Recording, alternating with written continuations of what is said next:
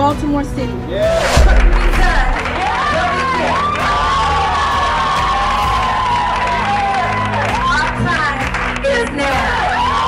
Mosby grew up in Boston, where her mother and father were police officers, and her grandfather was one of the first African-American police officers in Massachusetts. She talked about how that impacts her view with CNN's Leonard. I think it gives me a well-rounded perspective. You know, I come from 5 generations of police officers, so law enforcement is instilled. I understand the time, the commitment, the sacrifice that these police officers make. I'm Dante Allen. I am the one that was in the van with Freddie Gray. It was going straight to the station, but I heard a little banging that was like he was banging his head, and they trying to make it seem like I told them that, you know what I mean, that Freddie Gray did that to himself. Why the would he do that to himself? I talked to homicide. I told homicide the same story. A story he says is being distorted, and now he fears being killed. The only reason I'm doing it because they put my name in a bad state. No comment? Defender. Do you plan to appeal this? I'm blessed. I have nothing else to say. Ms. Mosby, were you surprised by the verdict?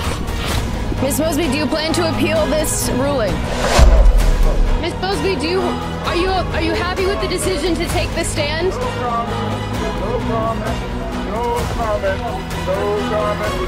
You got enough, thank you. Former Baltimore City State's Attorney Marilyn Mosby staying silent after being found guilty of 1 count of mortgage fraud. I have been accused of doing something that I have not done. I'm innocent. Facing 40 years. Yo, what it is, people, we is back. Another day on Keep It G News. And then y'all went in Baltimore City, y'all, to talk about a subject, a story that I should have been talked about. And this has been on my heart for a while, man. And I've been wanting to speak on it, but I didn't want to speak on it too fast because she was dealing with a whole lot of legal trouble, and it's a lot. And what I'm talking about is Baltimore City, previous state's attorney, Marilyn Mosby, black woman, 34 years old when she took the job. Actually, the youngest black head prosecutor that ever been elected in any state at 34 years old, y'all. We talking about a woman that's decorated, is now facing 40 years in prison. 40 years in prison. In this video, I'm going to show y'all how this happened. Because I watched it all happen, y'all. And that's why I was feeling guilty of not speaking out, because I watched it all happen in real time. And what happened is she got found guilty for mortgage frauds and loans. And, you understand? Things that I think people do typically all the time. And it's so rarely that people actually get charged for this crime, because this is not a crime that's actually hurting anyone. Nobody was hurt in this crime. No victims was involved in this crime.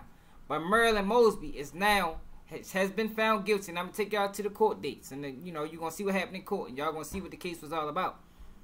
But she has been found guilty. And on the 23rd of May, she's going to have to get faced with sentencing. And she's facing 40 years in prison, y'all. And I think, to be honest, if it comes to that point, they're going to give her a bulk of that amount of time, because the fix was in.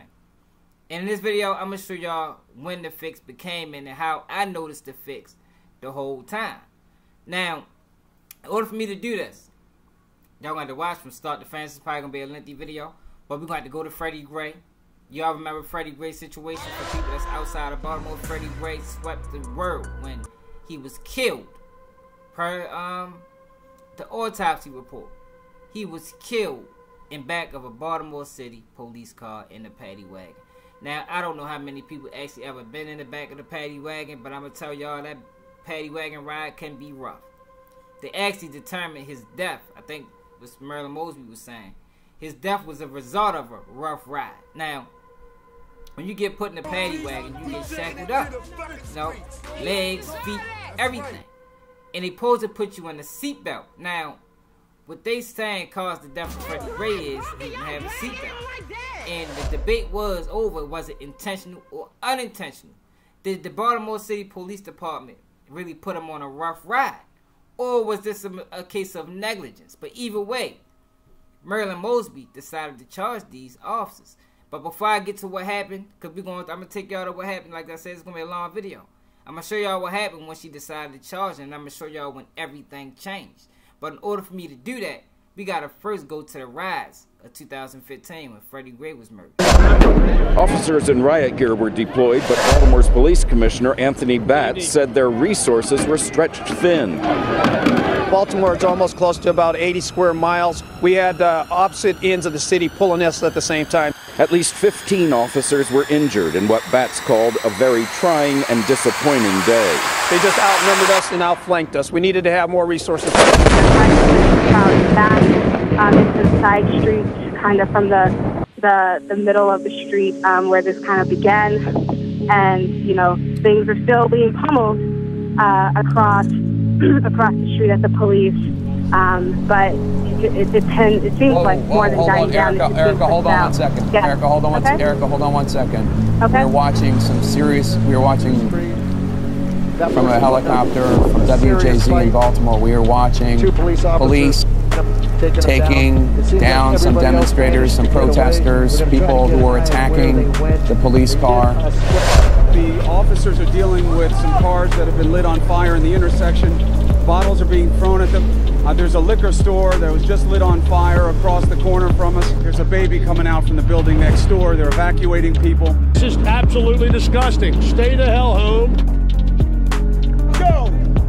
They need to have their butts at home. They need to be in their home units with their families studying and doing something with their life. Not out here protesting about something that's not really about nothing. You looted, you stole medicine from old people and everything. Guys, we're doing this the wrong way. This is just another example of the sad state of this city at this point.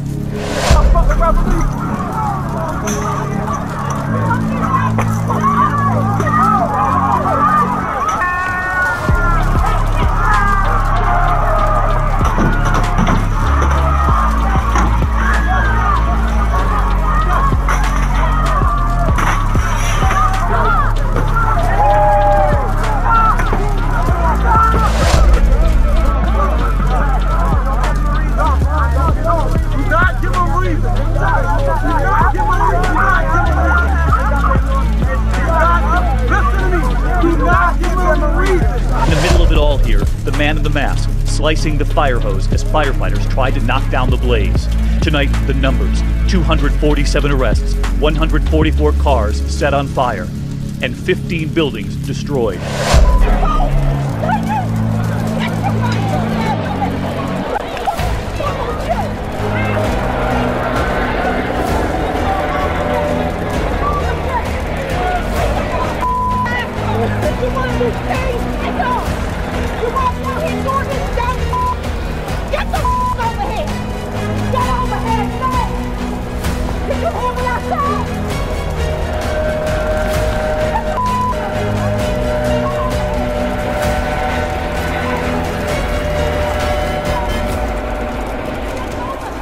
Streets of Baltimore right now, police are facing a whole lot of questions about how they handled the rioting. Chip Reed is also in Baltimore. Chip, good morning.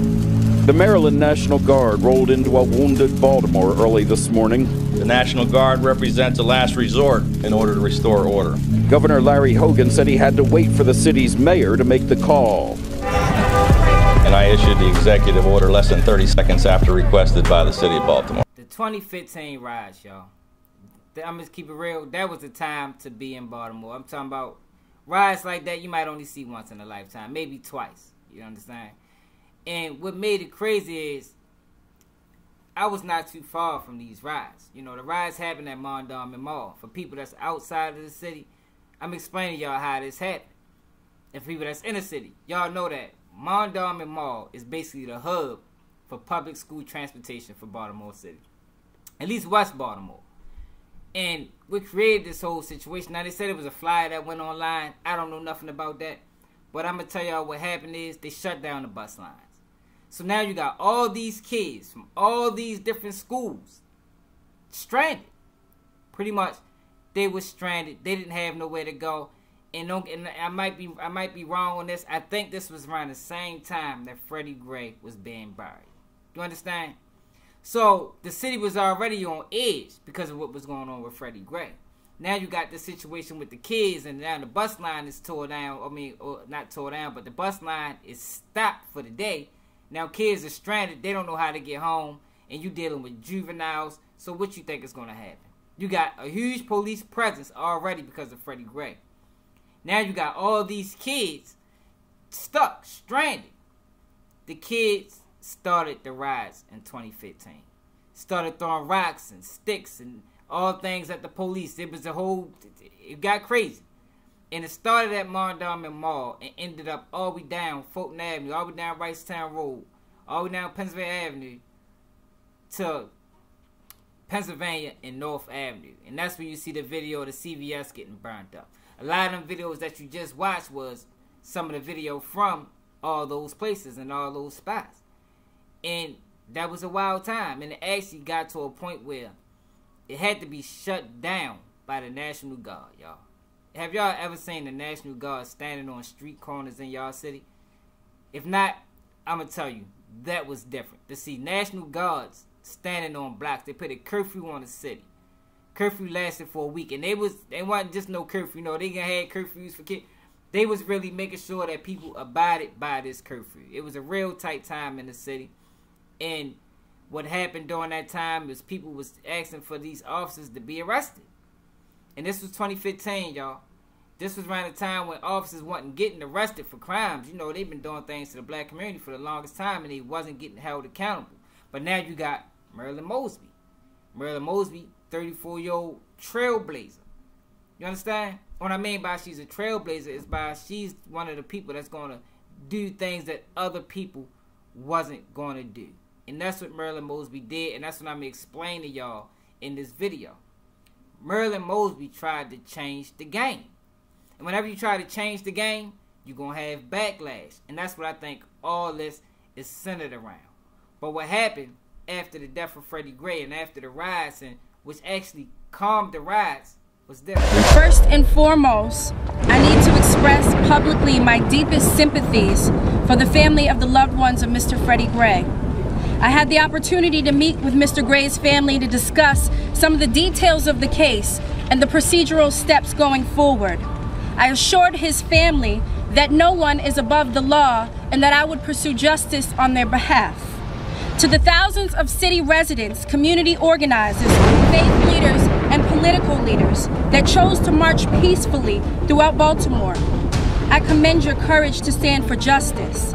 I also commend the brave men and women, both in uniform and out, who have stepped up Monday night to protect our communities from those who wish to destroy it.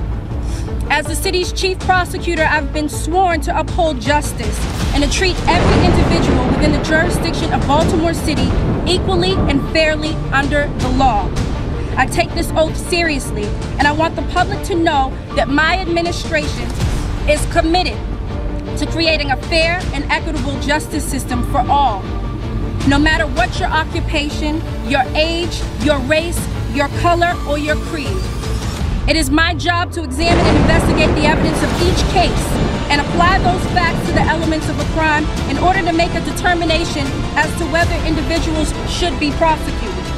This is a tremendous responsibility, but one that I sought and accepted when the citizens of Baltimore City elected me as a state's attorney. And it's precisely what I did in the case of Freddie Gray. Once alerted about this incident, on April 13th, investigators from my police integrity unit were deployed to investigate the circumstances surrounding Mr. Gray's apprehension. Over the course of our independent investigation in the untimely death of Mr. Gray, my team worked around the clock, 12 and 14-hour days, to canvass and interview dozens of witnesses, view numerous hours of video footage, repeatedly reviewed and listened to hours of police videotaped statements, surveyed the route, reviewed voluminous medical records, and we leveraged the information made available to us by the police department, the community, and the family of Mr. Gray. The findings of our comprehensive, thorough, and independent investigation, coupled with the medical examiner's determination that Mr. Gray's death was a homicide, which we received today, has led us to believe that we have probable cause to file criminal charges. The statement of probable cause is as follows. On April 12, 2015, between 8:45 and 9:15 a.m., near the corner of North Avenue and Mount Street, Lieutenant Brian Rice of the Baltimore Police Department, while on bike patrol with officers Garrett Miller and Edward Nero, made eye contact with Mr. Freddie Carlos Gray Jr. Having made eye contact with Mr. Gray subsequently ran from Lieutenant Rice. Lieutenant Rice then dispatched over departmental radio that he was involved in a foot pursuit, at which time bike patrol officers Miller and Nero also began to pursue Mr. Gray. Having come in contact with the pursuing officers, Mr. Gray surrendered to officers Miller and Nero in the vicinity of the 1700 block of Pressbury Street. Officers Miller and Nero then handcuffed Mr. Gray and moved him to a location a few feet away from his surrendering location. Mr. Gray was then placed in a prone position with his arms handcuffed behind his back. It was at this time that Mr. Gray indicated that he could not breathe and requested an inhaler to no avail. Officers Miller and Nero then placed Mr. Gray in a seated position and subsequently found a knife clipped to the inside of his pants pocket.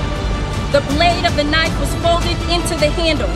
The knife was not a switchblade and is lawful under Maryland law. These officers subsequently removed the knife and placed it on the sidewalk. Mr. Gray was then placed back down on his stomach, at which time Mr. Gray began to flail his legs and scream as Officer Miller placed Mr. Gray in a restraining technique known as a leg lace, while Officer Nero physically held him down against his will until a BPD wagon arrived to transport Mr. Gray. Lieutenant Rice, Officer Miller, and Officer Nero failed to establish probable cause for Mr. Gray's arrest, as no crime had been committed by Mr. Gray. Accordingly, Lieutenant Rice, Officer Miller, and Officer Nero illegally arrested Mr. Gray. Upon arrival of the transport wagon driven by Officer Caesar Goodson, Lieutenant Rice, Officer Nero, and Officer Miller loaded Mr. Gray into the wagon, and at no point was he secured by a seatbelt while in the wagon, contrary to a BPD general order. Lieutenant Rice then directed BPD wagon to stop at Baker Street. At Baker Street, Lieutenant Rice, Officer Nero, and Officer Miller removed Mr. Gray from the wagon, placed flex cuffs on his wrists, placed leg shackles on his ankles, and completed required paperwork. Officer Miller, Officer Nero, and Lieutenant Rice then loaded Mr. Gray back into the wagon, placing him on his stomach, head first onto the floor of the wagon. Once again, Mr. Gray was not secured by a seatbelt in the wagon, contrary to a BPD general order. Lieutenant Rice then directed Officer Goodson to transport Mr. Gray to Central Booking and Intake Facility. Following transport from Baker Street, Mr. Gray suffered a severe and critical neck injury as a result of being handcuffed, shackled by his feet, and unrestrained inside of the BPD wagon. From Baker Street, Officer Goodson proceeded to the vicinity of Mosher Street and Fremont Avenue, where he subsequently parked the wagon and proceeded to the back of the wagon in order to observe Mr. Gray. Despite stopping for the purpose of checking on Mr. Gray's condition, at no point did he seek nor did he render any medical assistance for Mr. Gray. Officer Goodson returned to his driver's seat and proceeded toward the Central Booking and Intake Facility with Mr. Gray still unsecured by a seatbelt, contrary to a BPD general order. Several blocks later, Officer Goodson called into dispatch that he needed to check on the status of his prisoner and requested additional units at Dolphin Street and Drew Hill Avenue. Officer William Porter arrived on the scene near Dolphin Street and Druid Hill Avenue. Both Officer Goodson and Officer Porter proceeded to the back of the wagon to check on the status of Mr. Gray's condition. Mr. Gray at that time requested help and indicated that he could not breathe. Officer Porter asked Mr. Gray if he needed a medic, at which time Mr. Gray indicated at least twice that he was in need of a medic. Officer Porter then physically assisted Mr. Gray from the floor of the van to the bench. However, despite Mr. Gray's appeal for a medic, both officers assessed Mr. Gray's condition, and at no point did either of them restrain Mr. Gray per BPD general order, nor did they render or request medical assistance. While discussing the transportation of Mr. Gray for medical attention, a request for additional units was made for an arrest at the 1600 West North Avenue. Officer Porter left the vicinity of Dolphin Street and Druid Hill Avenue to assist in the arrest of another prisoner at North Avenue. Despite Mr. Gray's obvious and recognized need for medical assistance, Officer Goodson, in a grossly negligent manner, chose to respond to the 1600 block of West North Avenue with Mr. Gray still unsecured by a seatbelt in the wagon without rendering to or summoning medical assistance for Mr. Gray. Officer Goodson arrived at North Avenue to transport the individual arrested at the location of North Avenue and Pennsylvania Avenue, at which time he was again met by Officer Nero, Miller, Porter, and Lieutenant Rice. Once the wagon arrived, Officer Goodson walked to the back of the wagon and again opened the doors to the wagon to make observations of Mr. Gray. Sergeant Alicia White, Officer Porter, and Officer Goodson observed Mr. Gray unresponsive on the floor of the wagon. Sergeant White, who was responsible for investigating 2 citizen complaints pertaining to Mr. Gray's illegal arrest, spoke to the back of Mr. Gray's head. When he did not respond, she did nothing further, despite the fact that she was advised that he needed a medic. She made no effort to look or assess or determine his condition. Despite Mr. Gray's seriously deteriorating medical condition, no medical assistance was rendered or summoned for Mr. Gray at that time by any officer. After completing the North Avenue arrest and loading the additional prisoner into the opposite side of the wagon containing Mr. Gray, Officer Goodson then proceeded to the Western District Police Station, where, contrary to the BPD general order, he again failed to restrain Mr. Gray in the wagon for at least the 5th time. At the Western District Police Station, the defendant arrested at North Avenue was unloaded, escorted, and secured inside of the police station prior to attending to Mr. Gray. By the time Officer Zachary Novak, Sergeant White, and an unknown officer attempted to remove Mr. Gray from the wagon, Mr. Gray was no longer breathing at all. A medic was finally called to the scene, where upon arrival, the medic determined that Mr. Gray was now in cardiac arrest and was critically and severely injured. Mr. Gray was rushed to the University of Maryland Shock Trauma, where he underwent surgery. On April 19, 2015, Mr. Gray succumbed to his injuries and was pronounced dead. The manner of death, deemed a homicide by the Maryland State Medical Examiner, is believed to be the result of a fatal injury that occurred while Mr. Gray was unrestrained by a seatbelt in the custody of the Baltimore Police Department wagon. All events occurred in Baltimore City, state of Maryland. Marilyn Mosby delivered a groundbreaking speech at that press conference, and it spoke to all Baltimore City residents, even the world, y'all, because the world was watching at this time. That speech sent shockwaves through the community. You know, because we ain't never seen nobody that really saying like, yo, like she really care about the residents of Baltimore. She's not just out to do a job. She really trying to create change. But whenever you try to create change, you're going to have people that say, hold up. It's going to be pushback. You know, this is a well-oiled machine. All systems is a go. We don't see no change that need to be happening. And what happened, and the blowback that happened behind this speech was, yeah, the officers got charged, but the police that was on the force, and you're going to hear from the police later on in this video, they stopped doing their job, y'all. Baltimore City Police, whether they want to admit it or not, stop doing their job. And I'm talking about, yo, you can pretty much sell anything on the corners of Baltimore. You ain't had nothing to worry about. You really had to murder somebody or do something outrageous to really bring police attention your way. And this went on for a while, maybe even a year. This went on and the streets knew about it. Even if the police was to pull up on you, they might just tell you, you know, you gotta leave, or you understand. But it never was it wasn't arrest, it wasn't harassment like typical day to day. They fell back from that, and that was like a lesson that they was trying to teach Marilyn Mosby. How many times have y'all ever seen a state's attorney beef with the police force? You know, they supposed to work hand in hand.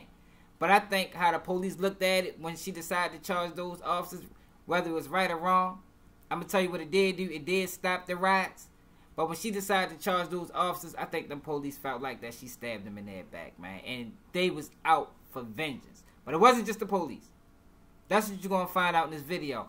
It wasn't just the police. It's like a lot of people felt some type of way. Because she didn't just stop there. No, Marilyn Mosby ain't just stopped there. Marilyn Mosby also started to decriminalize marijuana and other. Well, for several reasons. First and foremost, there's absolutely no public safety value to the prosecution of marijuana, which has been legalized in half the states across the country. It's disproportionately impacted communities of color. It erodes public trust because of that disparate sort of enforcement. And it's costly and counterproductive to the limited uses of resources that we have in a city like Baltimore. In 2017, we had 343 homicides with a year-end clearance rate of 31%. Last year, 316 murders, a 26% year-end clearance rate. It's time for us to get serious about what makes us safe, and people for possession of marijuana is not what's done. We have seen other DAs across the country do this exact same thing. At the same time, while there are states that are also legalizing marijuana, and so you sort of have this back and forth when it comes to this issue. One of the things that also jumps out when we talk about this notion of vacating this is that so many people were sent to prison for long periods of time for basic marijuana use, and now you have folks who are making billions off the very same thing. Correct. You're absolutely right, Roland. And the problem is not just in the past, it's also in the present. So in 2010, the ACLU put out a report. In Maryland, the arrest rate for possession of marijuana was the 4th highest in the nation. And in Baltimore City, the disparity was even more glaring because you were 6 times more likely to be arrested for marijuana possession if you're a black person. You would think that that was the ways of the past, but even after the decriminalization of marijuana of 10 grams or less, you still have a disparate sort of role or enforcement that is being applied to black people differently. In 2015, it's now a civil citation in which they can issue, the Baltimore Police Department, 89% of the citations that they issued citywide were black. 2016, 94% were black. In 2017, 95% were the black people. And the most glaring sort of statistic is that 42% of the citations that were issued in only one of 9 police districts throughout the city happened in West Baltimore. In West Baltimore, where the population is 95% black, right? And impoverished. So what that says to me is that you're targeting and enforcing these laws disparately, even though the research has indicated that the use of marijuana among white and black people is the same, but you're targeting black, poor people in West Baltimore. Now, when you talk about the criminalization of marijuana, you would say, you know, they was doing that everywhere. But like I told you, she didn't just stop there. Marilyn Mosby stopped prosecuting all, for the most part, non-violent crimes. Now, this is a major problem. It's a major problem. If anybody know how this system works, you know, the prison industry is a big boom for the United States. And Marilyn Mosby stood in the way of that. I think that's how people looked at it. Now, I think she was doing a good thing because we're in a city, y'all, where it's 300 and something plus murders yearly. Why are we locking people up for trespassing? Why is people getting locked up for the smallest, pettier thing? You just flooding the system. Now, murderers and temp murderers and rape, you know what I'm saying? People that really need to, you know, face some type of legal ramifications are sliding through the cracks because the system is flooded with non-violent offenders. But she spoke about this, and I'm going to let y'all hear the reason why she decided to decriminalize these things and what the numbers said afterwards. Attorney Mosby, you know, it is, as I said, there's this conflict, right, between what a lot of people want. Because, look, there are a lot of people who want the movements of black bodies to be constantly policed and monitored. They want enforcement of lower-level drug crimes, even though a lot of Silicon Valley boys are selling weed now. It's popular for them to do it, but if they know that there's weed being sold in Baltimore, they want those people prosecuted, right? So when you went out and said, I'm not going to do that anymore, what was the reaction? Because I know there are some people who are concerned that this will just unleash more crime. If you don't go out and over-police these minor crimes, there'll just be an explosion of crime. So one of the things that I recognize is, as a prosecutor, my ability to shape the criminal justice system. recognizing, as I stated, that these low-level offenses for Black people in this country can lead to a death sentence. So what I came out and did, it was as a result of the COVID policies, global pandemic. I consulted with public health experts, and we moved to depopulate the jails and the prisons, and we had an experiment. So for over a year, we basically came out and said, we're not going to prosecute these low-level offenses. Drug possession, prostitution, trespassing, urinating, defecating in public, open container, all of these low-level offenses that have nothing to do with public safety. And what we found out through the data, we eliminated 1,400 warrants. We dismissed 1,400 cases. And based upon that data, I'm happy to say that what we were able to do was to showcase the drug arrests went down by 80%. The number of individuals going in and out of the jails went down by 39%. The recidivism rate, only 5 of those 1,500 individuals actually recidivated. And our violent crime, unlike 63 of the 66 major municipalities in the country, our violent crime went down 20% and our property crime went down 39%. What we did see a spike in was non-fatal shootings and homicides. And what I've said, based upon the data, is the decline in crime wasn't attributable to my policies. It was attributable to the leadership and stability in the police department. But what that data suggests to me was that these low-level offenses, our crime didn't go up. Those low-level offenses never had anything to do with public safety. And so we made those policies permanent going forward. Right? Black woman that's in charge of these police officers. Mind you, we're dealing with a time where the police officers weren't being charged. Charge these police officers, which the police thought at that time was unjustly. You know, they was wrongfully charged. Changing laws around because she figured out that, yo, these minor crimes that y'all saying was a danger to the community, it's not really a danger to the community. It actually doesn't have no factor on crime. It's not boosting the crime rate like y'all saying because crime is down. But murders is up. Murders is up. But y'all say that these type of things lead to, you know, small crime lead to bigger crime, but the statistics say it don't.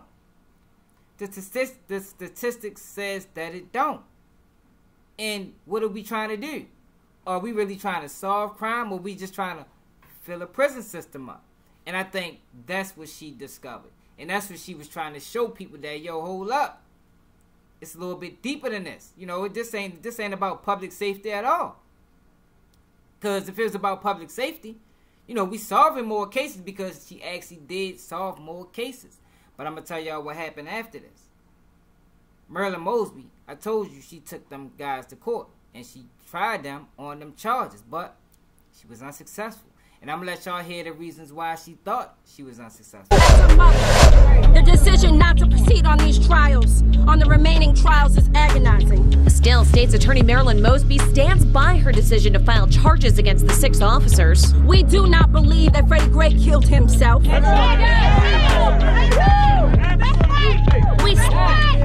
stand by the medical examiner's determination that Freddie Gray's death was a homicide. I do not think that we failed the family of Freddie Gray. In a sit-down interview with WJZ today, the state's attorney slammed the police investigation into Gray's death, saying it had obvious bias. They had their own sort of theory of the case and was going down the route that Freddie Gray killed himself. We did not believe that. But the judge didn't agree with the prosecution's theory, acquitting 3 of the officers. There's no way, absolutely no way, that I will ever resign. Freddie Gray's stepfather says the family stands behind Mosby. We are very proud of the prosecutors who handled the case and did their best to their ability. Now the state's attorney faces another legal fight, civil lawsuits filed by several of the officers. One by one, the 6 officers charged in the death of Freddie Gray made their way in front of cameras Wednesday at Baltimore's Fraternal Order of Police, just hours after the bombshell announcement that none of them would be convicted.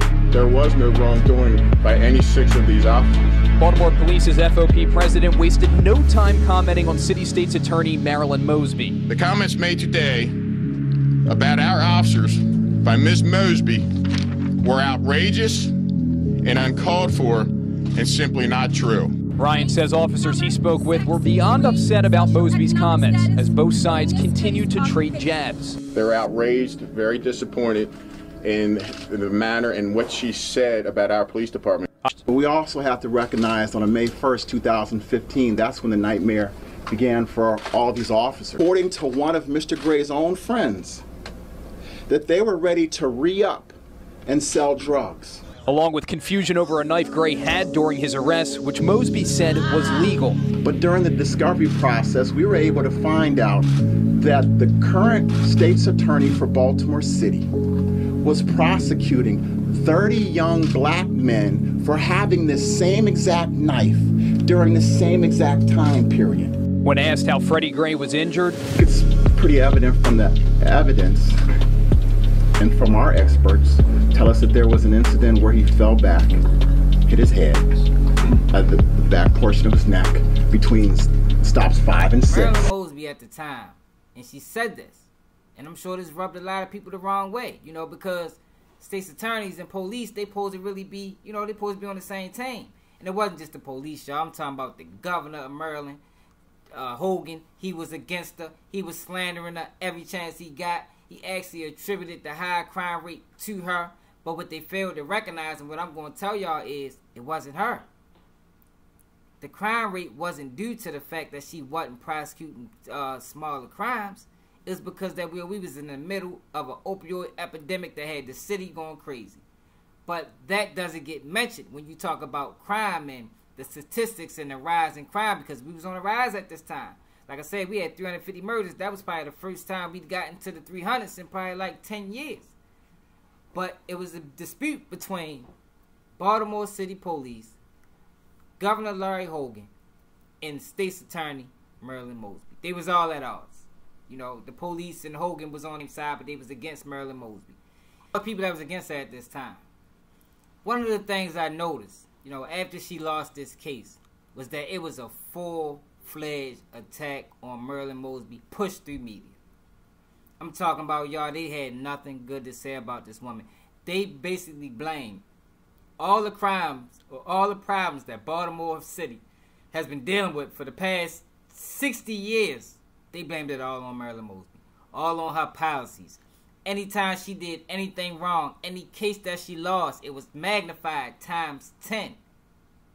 I don't know who was involved in this. I don't know who played the part in this, but the media did a great job of turning the Baltimore City residents against Marilyn Mosby. So much so that I had a conversation with my own mother, and she said Marilyn Mosby had to go. I'm like, man, what are you talking about? Marilyn Mosby is the best thing that happened to the city. But if that's all you hearing and you not, you know, paying attention to what's actually going on, then that's what you're going to believe in. If they push a narrative that this woman is bad, she need to go, and you're not doing your own research, you're not actually in the streets and saying what's going on for yourself, then that's what you're going to go with. That's typical. And that's what happened in Baltimore City, yo. So much so, though, that Marilyn Mosby ended up losing election because the city was turned against her. All the way. And who won the election was the lawyer that you seen talking, Ivan Bates, which is crazy, but that happened. Now he's the lead prosecutor, who used to be a defense attorney, a great defense attorney, I gotta mention that. But he's the lead prosecutor in Baltimore City right now. But I don't know how they end up turning the city against Marilyn Mosby. Like, yo, she was one of the only people that was fighting against the system. She bucked the system. And we know what happens whenever you buck the system. You're going to get taught a lesson. And that lesson that she was taught equaled out to this. Prince George's County, recapping, there is a verdict in the Marilyn Mosby trial. That's right. She has been found guilty of 2 counts of perjury. We are waiting for her and her legal team to emerge from the Greenbelt courtroom. After a full day of deliberation, the jury finding Mosby lied on the mortgage application for the home she purchased in Longboat Key, Florida, but not on the application for the home in Kissimmee. Today's conviction comes after a guilty verdict in November to 2 counts of perjury. Good evening, everybody. I'm Mary Bubala. Now the city's former top prosecutor awaits her sentence in both cases. Fox 25's Mackenzie Frost was in court today as the verdict was read and joins us now with the very latest. Mackenzie. Yeah, Mary, today's verdict came after more than 3 weeks of this trial and 6 hours of deliberations from the jury. Well, the case against the state's attorney is becoming crystal clear, at least according to prosecutors, who in newly filed documents accuse the state's attorney of lying and denying all the way to the bank. From the beginning, Marilyn Mosby has been defiant, vowing to beat the case, which she claims is nothing short of a witch hunt. I am innocent of the charges that have been levied against me, and I intend to fight. But in several new court filings, federal prosecutors spelled out their case in minute detail, using Mosby's financial records, showing her paycheck increased $10,000 the year she claimed financial hardship and withdrew $8,000 from her retirement account without penalty. Prosecutors say she then used those funds to purchase 2 Florida vacation homes. In court filings, prosecutors write, the fact that she used the funds to buy vacation homes is probative of the fact that no adverse financial consequence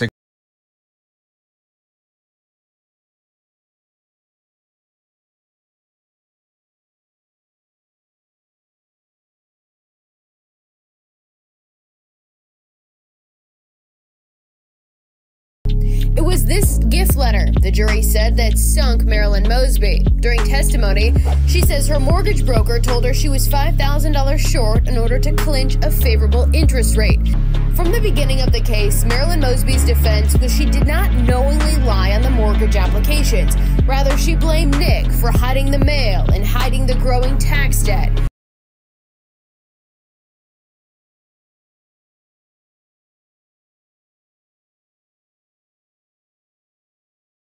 In closings, prosecutors hammering to the jury's Marilyn's criminal past in the same courtroom this trial unfolded in. Last November, a separate jury convicted Marilyn on 2 perjury counts. But the problem, Nick didn't have the funds. An FBI forensic accountant testified after combing through the couple's finances, the Mosbys shuffled the money around. This flowchart shown to the jury describes how it worked. Prosecutors also write in detail about the $45,000 tax lien, which Mosby denied knowing anything about when applying for new loans on those Florida homes. Prosecutors wrote that Mosby's own attorneys wrote in correspondence last year that the defendant not only knew the loan had not been paid off on January 6, 2021, her counsel enclosed a copy of the ongoing installment agreement and a statement along with it that showed only a single payment had been made. Deciding she lied when she claimed a financial hardship to withdraw money from her retirement account penalty-free using a COVID-era exception. That money was then used to purchase both Florida properties. In court filings, prosecutors told the judge, the reality is that telling the truth matters. The laws are written for a reason, and the defendant was required to follow them. Marilyn Mosby was arrested and charged with basically stealing her own money. They said she misused funds. She lied on applications, mortgage loans. You know, y'all heard it. I don't want to get too, y'all heard what it was. And she went to court and she tried to fight it. She did her best. She tried to fight it, but every motion that she put up got struck down. It seemed like, though, to me that the fix was in. And Marilyn Mosby did an interview on the Breakfast Club. Go check it out. Where Angela Rice spoke to the judge that's prosecuting her case. A woman judge. A black woman judge that never prosecuted any criminal cases. Y'all don't think that's strange? And then the lead prosecutor that was trying to take her down was out for vengeance. She got a history with this guy. But now she's facing 40 years in prison because she was found guilty for something that probably so many people do.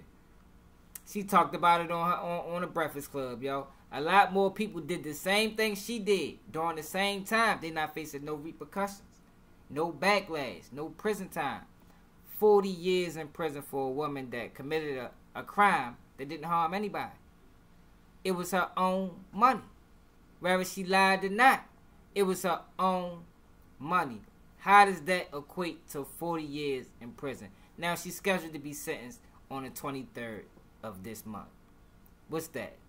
Less than 2 weeks away.